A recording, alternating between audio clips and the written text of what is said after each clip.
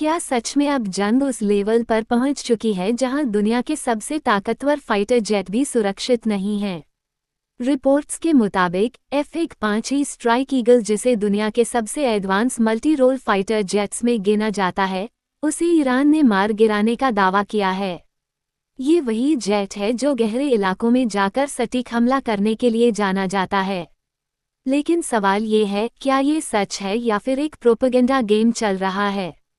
ईरानी अधिकारियों ने कहा कि उनके एयर डिफेंस सिस्टम ने इस जेट को इंटरसेप्ट किया और उसे गिरा दिया। अब सबसे बड़ा सवाल ये है कि उस जेट का पायलट कहाँ है? क्या वह सुरक्षित है, पकड़ा गया है, या फिर उसकी जान खतरे में है?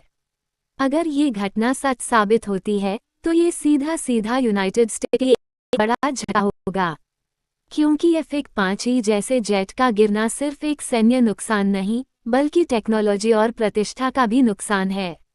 लेकिन दूसरी तरफ ईरान के लिए ये एक बड़ा मनोवैज्ञानिक और रणनीतिक फायदा हो सकता है। अब सरकारों से सवाल उठते हैं, कहीं कमजोर पड़ रहा है? क्या ईरान की सैन्य ताकत पहले से ज़्यादा बढ़ चुकी है? क्या ये घटना पूरी तरह सच है या सिर्फ दुनिया को डराने का एक खेल? और सबसे बड़ा सवाल, अगर पायलट पकड़ा गया है तो क्या अमेरिका उसे बचाने के लिए कोई बड़ा कदम उठाएगा? इस पूरी घटना का असर सिर्फ इन दो देशों तक सीमित नहीं रहेगा।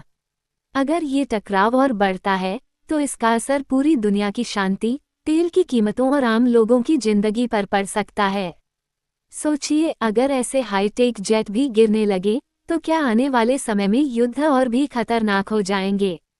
और हमें समझना होगा कि आधुनिक युद्ध अब सिर्फ हथियारों की ताकत का नहीं बल्कि टेक्नोलॉजी, इंटेलिजेंस और रणनीति का खेल बन चुका है।